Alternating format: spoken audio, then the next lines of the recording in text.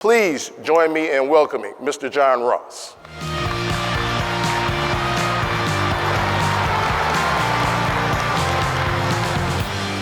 Nice job. Thank you, sir. Marvin, Yes. appreciate it. Everyone needs a Marvin to introduce you, right? Well, good morning all. I'm what stands between you and the trade show floor. I have 56 slides in 45 minutes, so shall we go? So every year I ask Greg, what would you like me to speak about? You want technology? You want me to speak about media? Do you want me to speak of global issues? Whatever. And he says this year, just do that economics thing. Well, this year, doing an economics thing is perhaps more challenging than in years past. But I know why he asked me, and he asked me because IGA is a really unusual company, right? We've got over 7,000 stores worldwide. We're in all these crazy markets. This 100-year-old American company that has stores in China, and we have stores in South Africa, and in Fiji, and the Caribbean, and Puerto Rico, and Canada, and on and on and on. It's this amazing thing, this heritage brand that grew and expanded. And our mission is the same in every one of these markets. We connect with local retailers, family-owned businesses, almost all, helping them to survive and prosper in the face of growth of national chains and now global chains. So out of that, data comes in, a lot of data, and I would say it's a very precious data set because it allows us to look inside of what's going on in different countries as it affects the grocery industry, right? And to make comparisons about what are we seeing in country X. Is it unusual or is it common? Are these systemic issues that are going on in an industry, things like labor, supply chain challenges, pricing challenges, competitive behavior, all of these other issues? Are these unique? Or is there something to be learned by success or failure in one market that you can transfer to another? And so that sort of macro look at the global grocery industry is a very precious thing, and it's something that I think IGA takes very, very seriously. Now, to talk about the global economy, you have to talk about global stuff. You have to talk about the environment. So you have crazy things going on with wildfires and floods, and you have to talk about political issues, in terms of bifurcation of political parties and really contentious elections taking place not just in the United States, but in almost every major country across the world. And then you got war effects that we never expected to see, whether in Western Europe and now in the Middle East. And so all of these things compound and they cascade and they affect every country equally. And when I go and I visit the retailers in these other markets, many of them are here today, and if you get a chance to say hello to them and welcome them to Las Vegas and to the States, please do so. But when you talk to them about the things that keep them up at night, what they say is what we say in the United States. I'm worried about the work ethic of young people. It's not the same as it used to be. It's harder to retain people. The cost of competing when literally everything in my store is going up, in terms of rents, in terms of energy costs, in terms of labor costs, and then, of course, the effect of legislation. And everyone in every country that I go to is worried about legislation that seems increasingly to be designed to make it more difficult to survive as a small family-owned business or a large one. The other thing they're always concerned about is they want to know what's going on in the United States. What are you guys doing over there? Because what happens in the largest economy in the world affects everyone. And they are very savvy, very aware of what goes on in our political process. They can name more state senators than most Americans can. And they're very, very curious about what's going to happen in the future, especially issues like tariffs, which are a global issue. And of course, you've got domestic issues here in the United States, which are quite interesting in changes in terms of the very definition of what is healthy. And monetary policy that might radically change how the US grocery industry works. We're in the midst of all of that, global, domestic, all these economic issues, social issues, right? We've got to make a choice as entrepreneurs, as manufacturers, as wholesalers, suppliers. We've got to make a choice. How are we going to plan for the future? How are you going to do budgets? Grocery industry has historically been very easy to do budget. Well, relatively easy. You look at 2 years of historical data, kind of forecast a little bit up, some pluses and minuses, you put it into place, set your bonus targets, and off you go. What good are 2 years of historical data now? Especially compared to all the craziness of COVID and all these things that are going on at seemingly increasingly confusing and stacking rates, right? But yet, that's our job. That's our job as entrepreneurs, as owners, as operators, as leaders. Like, we have to make these decisions. How do we think all of these macro effects are going to affect our business? And how's it going to end up affecting our consumer? And I've actually got this chart backwards. The customer should really be at the top. Because often the answer, how do you make sense of complex environment, starts with really understanding how does it affect my primary consumer? How will their behavior change as a consequence of all of this? And just as important, how can I change my business so that I can be an ally, so I can help to support them? And if you do that, no matter what happens and change, you tend to do very well.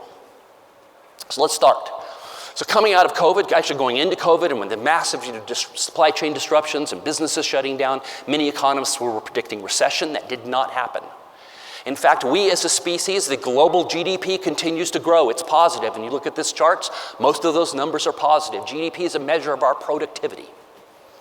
We as humans are making more stuff or selling more services or being more productive per human being than we were last year and the year before and the year before that. And as long as it's positive, that says that the human species economically is doing pretty well. Now, some of these numbers, like you see Japan there is relatively flat. You see Russia at 2.6%, the United States at 2.1%, and growing GDP. We should be very proud that the world's economies came out of the most disruptive period in modern history, and we were able to recover and insulate our businesses, and we were able to move forward in a way that continues to provide economic wealth for both our countries, our associates, and our companies. Right? But those numbers, as we know in the retail business, you got to look underneath them.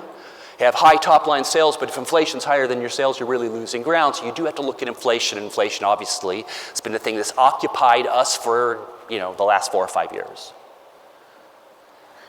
On a rate basis, inflation is slowing, and it's slowing in almost every country on this sheet, maybe not Russia. Inflation is slowing. The rate of inflation's growth over the previous year is a good metric for our business. And many of the developed nations in the world, in the United States, you can see there, we're down in the 2.2, 2.4% range. This is a world we know. The grocery industry has experienced many times in our history, over 30, 40 years, where inflation was in the 1.8 to 2.2% range, and we know how to run that business, and we can be very efficient. We can still provide quality experience for our consumers. Is when inflation gets way out of whack with that, it becomes very, very, very difficult. So it's actually really good news for a lot of nations. You can see the cost of the war there affecting Russia. The China numbers probably underrepresented in terms of the way they report. From Brazil, there's some of these other nations. But in general, the world's inflationary effects have been moderating relative to the period of last year, and that's good news too. So GDP is growing. We as a species are doing okay. Inflation is moderating in most countries across the US.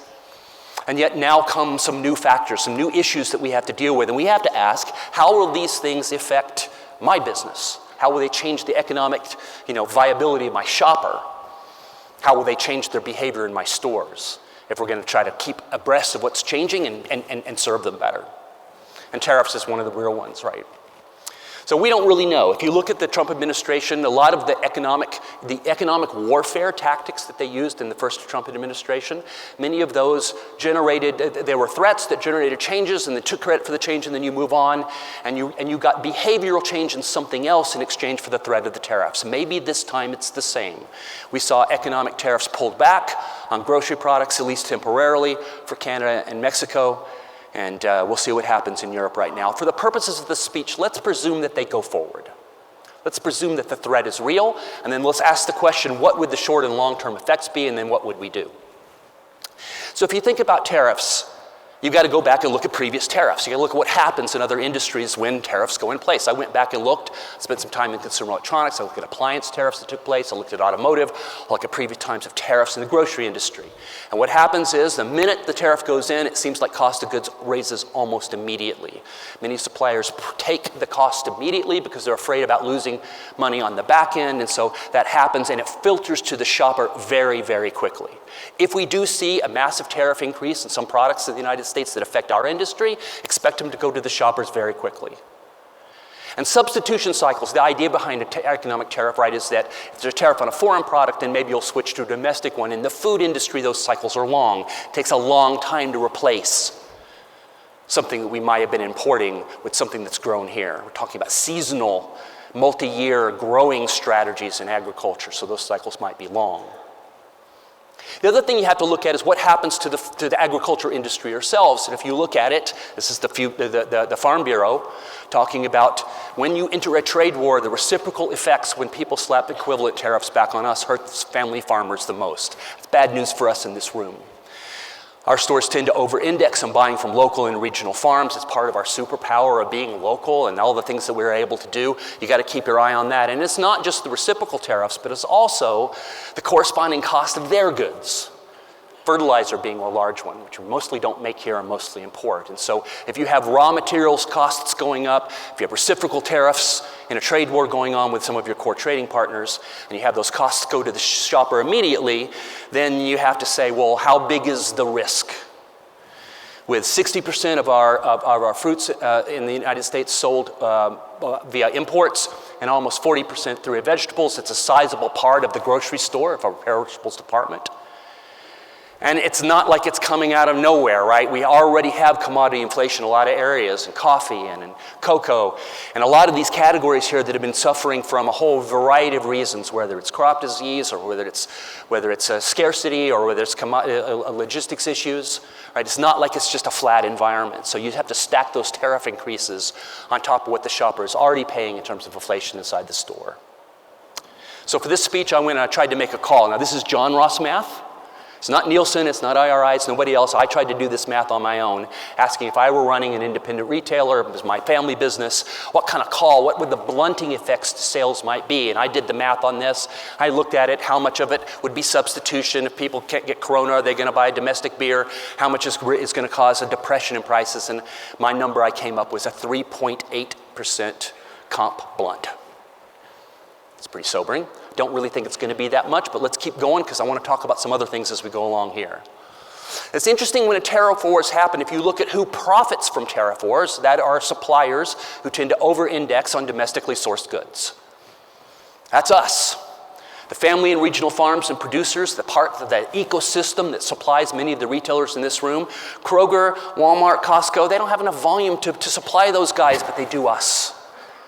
And shoppers are increasingly savvy about how supply chains work. COVID forced them to learn that the cost of moving products around actually raises the cost of goods. And so the opportunity to buy local and to flaunt your localness is a competitive advantage over national and regional chains. And so think about that.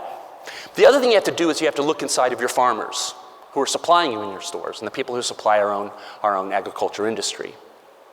And this is where a second kind of whammy is coming, right? And that's increased ICE inflation, where the crackdown on illegal immigration, specifically targeting a lot of the farm and agriculture industries.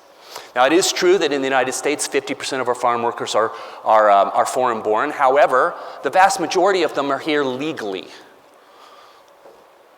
So only about 15% in the agricultural space and 8 to 25%, depending on which part, in the protein processing, so poultry plants, pork and beef, are undocumented workers.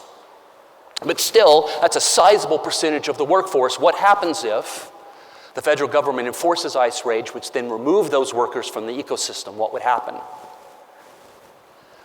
I took a look at this and said, well, I don't know what's going to happen, but if you look at what happened before when they swooped in and they attacked a couple of poultry processing plants in the southeast, and you saw what happened in terms of reduction of capacity and supply, it caused a rise in prices, and I gave a full food inflation number here of 3.5%.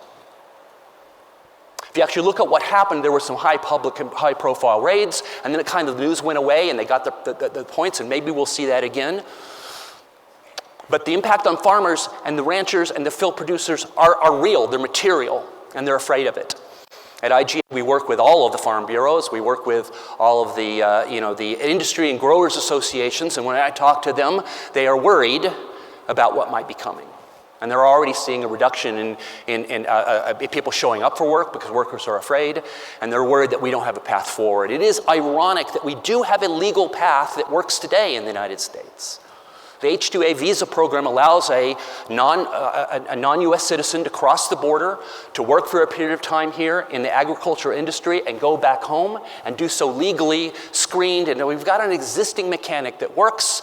It just doesn't work for the entire industry because the visa is short-term, there's no provision for families and other stuff. But it is fascinating to me that in all the conversations about stopping illegal immigration, and then the potential risk to our own agricultural industry, which depends upon that, no one is talking about legal, small, subtle changes to an existing legal system that could solve this. If you want to have a conversation with your congressman, Talk to them about H-2A reform. It might be a very interesting conversation, especially if you're in heavy agricultural states. Well, what happens when we've seen these kinds of inflations before? If you take 5%, my previous chart took 5% of the labor out. It's basically a productivity hit.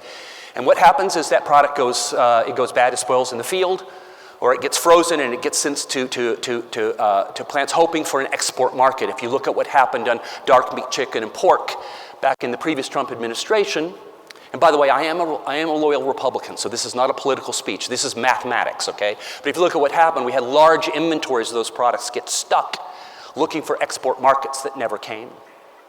So if you start talking about spoilage, and you're talking about, food that should be delivered that can't, you have to talk about food insecurity. I began by talking that the world is doing better than it was before, and we should be proud of that. Our economic system was more resilient, and yet still 10% of humans in the world go to bed hungry every single night. Now, it'd be easy to look at this chart and go, yeah, but we're doing okay. Look, the U.S. is white there, Canada, a lot of the developed nations, the Western nations are doing well. We don't need to worry about that. That range in white is 0 to 9.9% food insecurity. The number for the United States, 47 million people are considered food insecure, and more than 9% are considered chronically insecure. For the richest and most developed nation in the world, the largest economy by still a considerable margin, right? We have a food insecurity problem in this country. And of course, whenever you talk about food insecurity, it's always the elderly and the children that hurt the worst. Right? So any program that we do that reduces food availability, constricts the supply, causes costs to go up, like we got to be afraid of that. We got to be thinking about that. Now, the good news is in the United States, like many countries in the world, there are programs designed to help low-income families bridge the gap between what they earn and what it costs to feed their family. The United States has a program called SNAP, the Supplemental Nutrition Program. If you're a grocer in this room, you know all about this. There's also a program called WIC that helps with nutrition for mothers with very young children with babies, right? But we have this program called SNAP that's designed to help bridge the gap. SNAP last year was the highest spend on an entitlement program, in the country's history, $122 billion. And it's easy to think and look at that number and go, wow, that's a really expensive number. If I were going to look for inefficiencies in government and I wanted to cut costs, it would be reasonable to look at something that's grown dramatically. It grew during COVID, and it grew because it was re-indexed to inflation, because inflation was causing it to go up, and that's why the number is there. But there's another way to look at SNAP, and that's in this chart, which is as percentage of GDP. GDP, remember, is a measure of our productivity. And as GDP goes up, SNAP utilization goes down. It's exactly the way you would want a government program to work. More jobs, people need it less, we spend less. When the need becomes more acute, it goes more. And it's actually an incredibly efficient program when compared to other kinds of government subsidy programs that go out to our citizenry. But you kind of step outside of SNAP and you look at it a different way, and you say, well, if there's $122 billion being spent, how much is that really? It ends up being $6 per person. $6 per person, that's not a lot. So yeah, it's up 11%, which means it went up 6 cents, right? The other thing about SNAP is interesting is who gets it.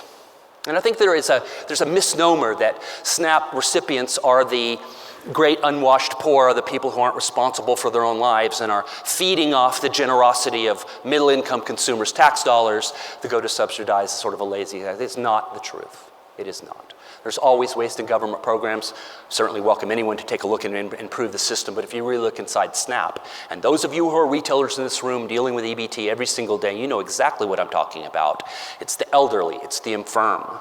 It's two-income working families who have a hard time making things meet. 62% of them are families with children, and children are always the ones that are hurt the worst in all of this.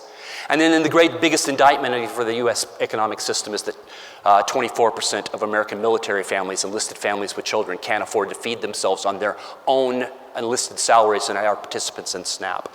So whenever people start talking about SNAP, I want to have a conversation with them about mathematics.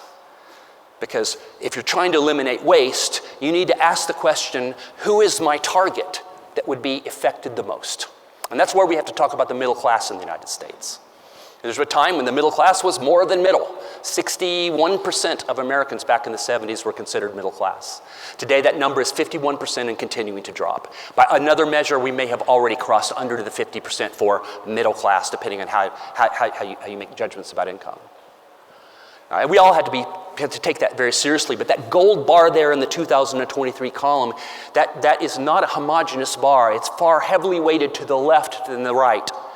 And this is where we get to talk about marginal middle class families. These are two-income working families, often presence of children, for whom everything they make gets spent every month. There is no reserve, there's no safety net, there's no savings.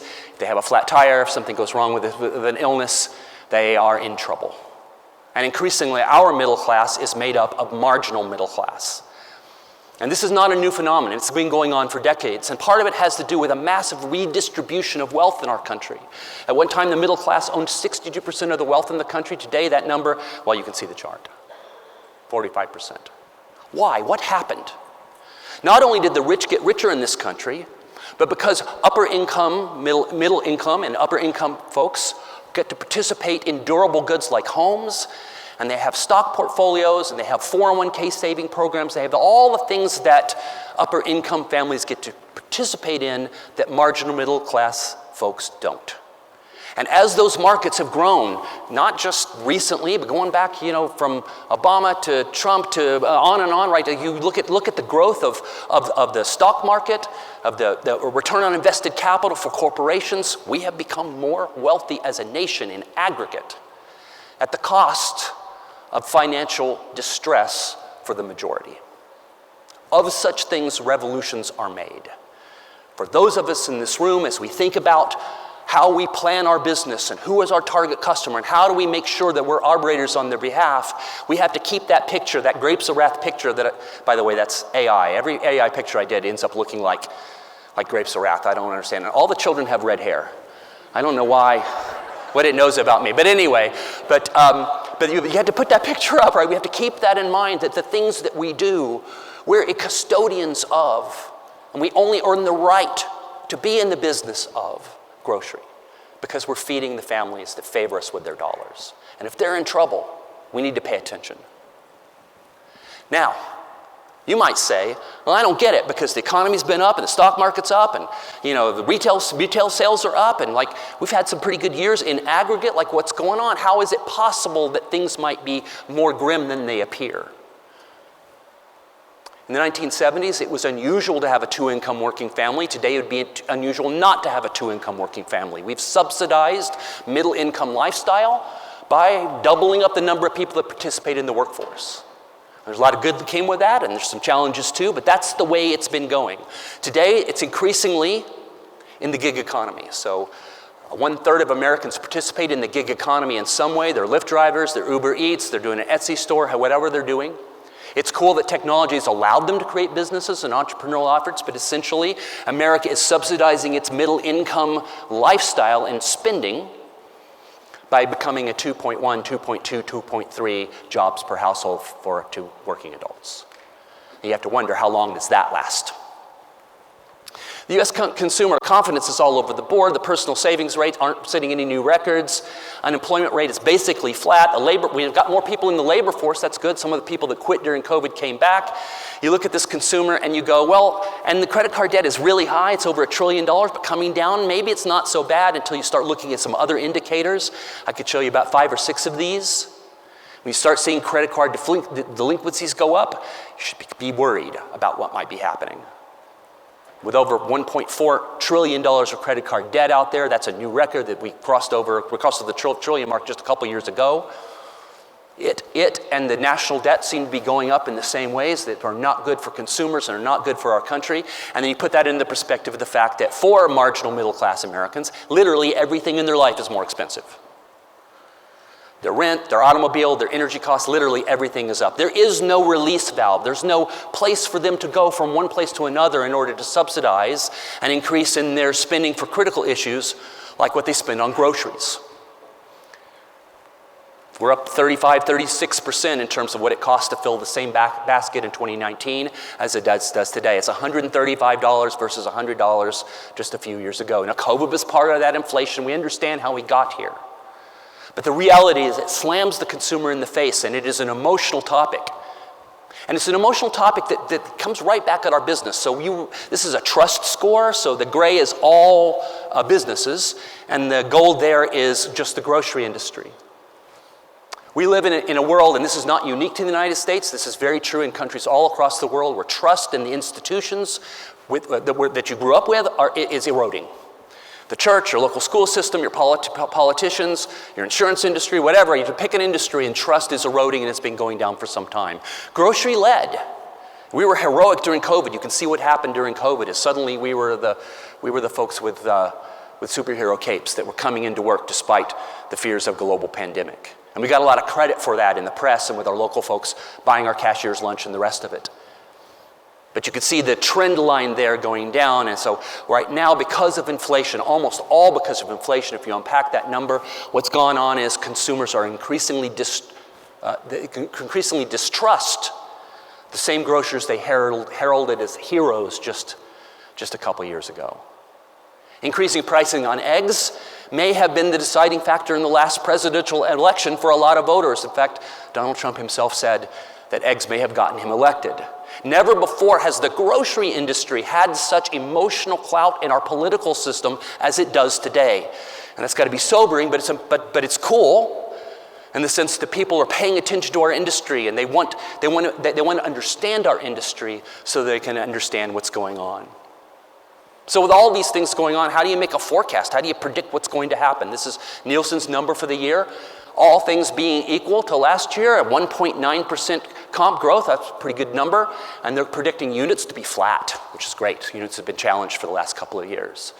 That would be a good prediction, a good solid prediction for the year, if it weren't for some of the chaos that we just talked about before. So we, as business leaders, you have to unpack that. You have to start saying, well, what if the worst case happened? How would I deconstruct this thing? Tariffs, farm labor, SNAP cuts. I did my own math on it, and what it shows is that you could potentially, if my math is right, you're down 4.5% for the year. You basically erase the sales goals that we got for the last 3 years. I don't think this is going to happen. I think the likely that tariffs come in are very, very low. I think it's a great negotiating tool, and it's already showing results for the administration, and I would doubt that they would go there. I think if you look at ICE reform and the attacks on the undocumented labor in the farming industry, they were light and few, and then they sort of disappeared because no one wants to face an environment where 20-30% of your crop goes bad in the field. And I think that SNAP choices, while they're likely to come, and we will see discounts, I believe that we will see cuts. The difficulty of unpacking it from the Farm Bill and even putting the programs in place, the conversations about limiting choice of what you can buy and not buy is so complicated. I mean, the government can't figure out which SKUs are active in 2,000 or 3,000 SKUs in the baby category, much less 600,000 active SKUs changing over a 30-year. So I think we've got some time before these effects would come in. And I doubt seriously, maybe the production side of the meat and the poultry business might be hit early on, but I think it's highly unlikely we will see as many negative effects as before. But it is the kind of thing where you'd love to put that number up in front. And again, I'm a loyal Reagan Republican, right? If my wife let me have a shrine to Reagan in my house, I would do it, but she won't. Right. It is a difficult environment where you look at it and say, you want to kind of gather the Republican leadership and you want to say, high prices and inflation probably won you a large percentage of voters. If you want to hand the midterms back to your opposition, please do all the things that were on that previous slide, because it's going to be an emotional bloodbath in terms of the shopper's reaction to the single most important thing in their budget, which is how they feed their family. Now, on top of all of this, there's some other issues going on. We have to talk about these. Suddenly, the pharmaceutical industry is at war with the grocery industry. Is that right?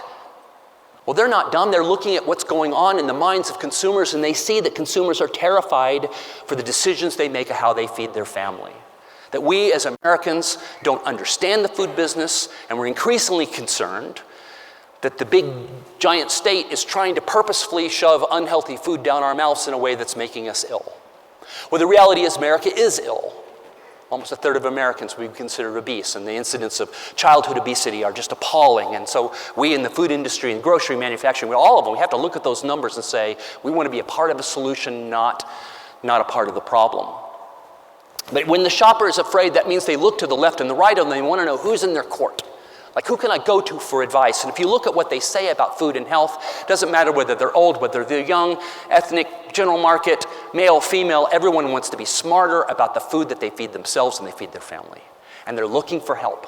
And whenever the shopper raises their hand and says, hey, where's a partner? I need a partner to help me make smart choices go forwards, that's an opportunity for us as entrepreneurs. That's an opportunity to step forward with education and communication, signage and visible, and our ability to communicate through digital media, which is so powerful today, and to be their ally. And whoever is the ally with a concerned consumer usually grows market share, so it's really quite interesting. Now, the pharmaceutical industry is predicting that a third of Americans are going to be injecting themselves with a drug here in just a few years. It's growing at about 5x the rate in terms of adoption. I talked to a lot of people in the insurance industry about this drug, and quite to my surprise, a lot of them were for it, even the costs, because it does seem to have some superpower effects that can reduce your likelihood of these very costly diseases later on. And so I think it's more likely than not that we will see not only costs rise, but more insurance adoption. It'll depend on what the government does in terms of direction, but it may be the super drug people are talking about. And of course, the risk to us is if 1/3 of Americans are taking a drug which causes you to consume 20% less casualties, is that 20% less business? At FMI, the guy from Numerator put up a slide where they'd done some survey work where they identified people who were on GLP-1 drugs, and he showed how their purchasing habits changed. I thought that was interesting. I did it a different way. I just looked inside of the loyalty data for all of the retailers that have loyalty cards, and I looked at when a shopper who was buying full sugar soft drinks moved to diet, or if they were buying diet when they moved to water or other drinks. And I classified them as health focused. I don't know what drugs they're on. I don't know their identity. I just know that they made a significant change in their purchase habit. Flag them and let's see what happens to their basket. It's exactly what you expect. Whenever someone becomes health focused, their mix changes. They're buying less salty snack, and they're buying less sugary things, and they're buying more healthy nutrition bars. Anything with protein in it is on fire. It's not on this slide, but actually alcohol purchases go up.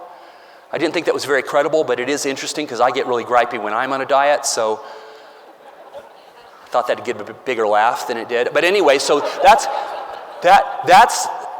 so if you're a manufacturer and you're on the left side of the chart, this is where innovation comes to play. How can we create snacking and other kinds of experiences which aren't at odds and are fighting against the shopper? And at FMI this year, and as I meet with manufacturers, all of them have got plans going down this forward. As grocers, how do we become more of an ally in helping shoppers to make smarter choices in our delis, in our bakeries, and other things that we can do? The other thing about this is so interesting is what happens to the economics of this diet-focused shopper, because they become very lucrative. When someone makes a decision to focus on their health as grocery shoppers, the number of occasions that they shop us goes up, their average basket goes up almost 10%. How hard is it to get a 10% increase in basket? It's crazy. And then their gross margin per basket goes up over 10% because they're buying things where we make more margin on. And as independents, we have a competitive advantage in a lot of those things on the right side of that chart, because a lot of those are the products that we make in their store, or can make. The idea of setting a target to be the health ally for shoppers that are trying to lose weight, the ones that don't want to inject themselves and the ones that do because their diets will have to change, that would be a good mission for all of us. A great mission to sit down with your team after NGI is done and have that conversation. Now, food inflation is real, but the good news is inflation in the grocery side of it is running at the rate is half of what it is in restaurants. We know this. All you have to do is go out to dinner here in Las Vegas and look at the tickets you get back. It's just insane. $14, value meals at fast food restaurants. And the American consumer is feeling this pain. By the way, this is very true in a lot of markets globally. This is a very common thing that we're seeing. Food away from home in restaurants or in delivery is way outpassing what's going on in grocery. This is a massive gift for us. So this chart comes up in a lot of conferences like this. This is US GovStat. This is dollars, not meal occasions. As inflation goes up higher in the restaurant industry, their share of dollars is going to go up. But what about shares of meal occasions? I want to know what the share of stomach I'm getting for that. I actually think that we're winning shopper share in the grocery industry. And I think the opportunity to win shopper share versus restaurants is absolutely massive. And you don't need to listen to me, just go read their own trade journals.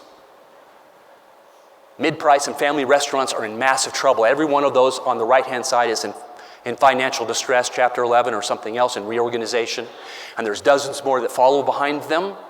And as shoppers make economic choices about what they can afford and not afford, the ability to come back into the grocery industry is just sitting there waiting for us. Number one reason why they choose where they eat, they do, is because they want to hang out with their friends and family. That's a growth that happened during COVID. When people got isolated, they want to get back together, and it hasn't changed. But number two is value. And man, do we have the lock on value. Not only are we a third the cost per serving of the same meal bought at a restaurant, but we're half the calories and we're half the sodium. And it tastes better. And it's not that hard. And we can show you how. And we've got all these incredible tools in terms of recipes and digital content and all the ways we can be an ally with shoppers.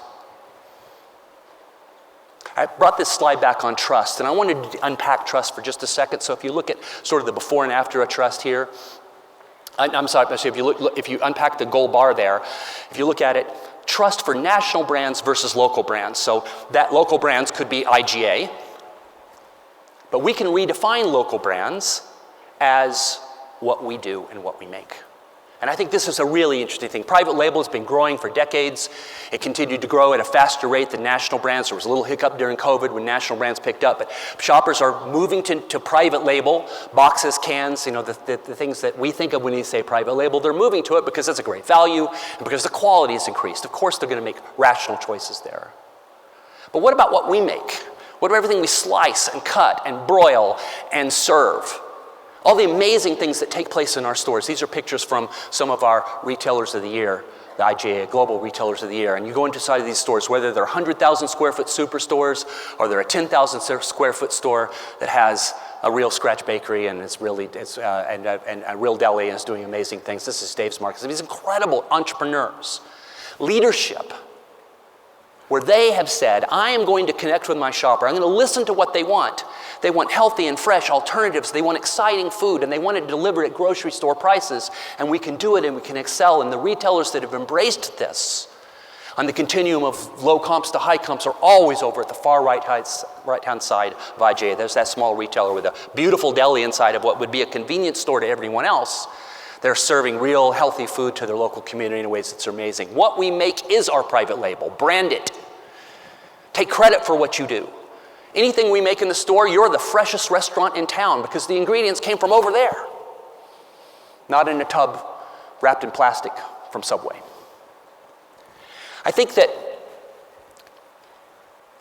you can't talk about the future of the grocery industry without talking about promotions, because we are inexorably linked with the promotional dollars that come from manufacturers and that retailers spend together in order to make sure that there's news in our store and we create excitement and value.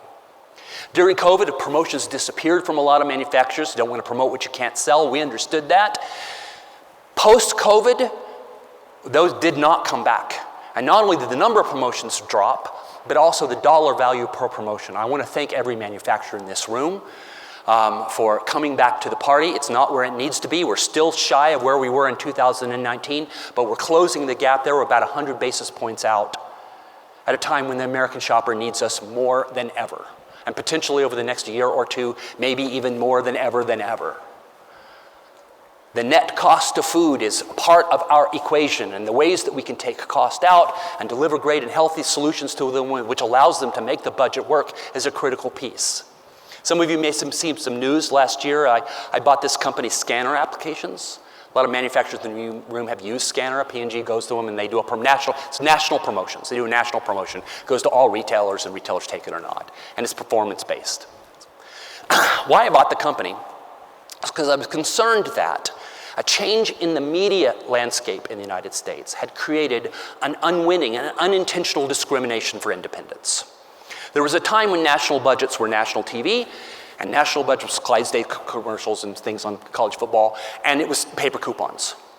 Well, as the newspaper audience has contracted, and as television has splintered, many manufacturers have gone to retail media networks. Some of you may have retail media. We have one too. It's great. I'm really proud of it. 500 million impressions, and it's doing great. I'm at 1 million a week. I'm really proud of it. But the audience isn't as important sometimes as the amount of content. And I was afraid that national promotion dollars were increasingly being sucked up by just the top 2 or 3 big ones. That's injustice. It's not intentional, but it has been happening. And so I went out and bought this company. We formed it under a new name called the Independent Promotions Network, not just for IGA retailers, but for all independents, with the idea that anything that's national, if it's national, like when you would do a national coupon, that independents have their fair shot at it. We're a third of the industry, and we ought to have our fair shot at that. So far, every manufacturer that I visited, when this celebrates it, then they love it. And I think it's going to be really great for the industry. So great that we're going to take 10% of this, and I'm going to donate 10% of the revenue of this to IGA for the team that's working on fair competition cards, because that's a massive injustice. All right.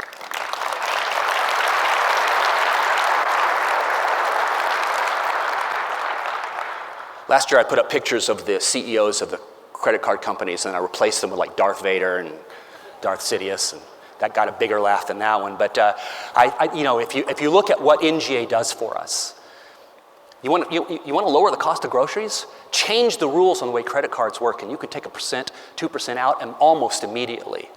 If you want to lower the cost of groceries, make sure that there's fair competition going on in the ecosystem. And every manufacturer wants to make sure that not just 1 or 2 retailers bully them into submission, that enforcement of the Robertson-Patman Act, support IGA. Talk to your legislators. Make sure the mathematics are here and the case on behalf of Americans who are 2-income working families at risk. Make sure that they understand them and that they're attached to them.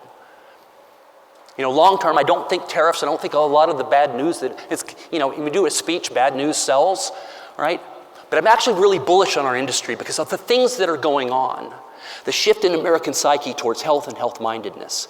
Their incredible hunger, pun intended, for information on food to be smarter. Our connection to local and the ability to weather these economic storms by making sure that we're buying from as many local farmers. And of course, our ability to communicate with honesty and transparency. We're a part of the community. We live in their community. We go to their schools. We give money to their schools. We give money to everybody. We're a part of that community in a way that will allow us to have an honest dialogue, a transparent dialogue with them about what's going on, so that no matter what happens, the resilience of family retailers, our ability, how many of you are 2nd, 3rd, we've got 4th generation retailers in this room, right? At every point in the past, your parents and grandparents had some economic crisis or some challenge they were facing. We are resilient, we're tough, and we will come through. And I think we'll come through all of this chaos. I think we'll come out stronger than ever before. Well, with that, let me wish you a great IGA show, and thank you for the time on stage today.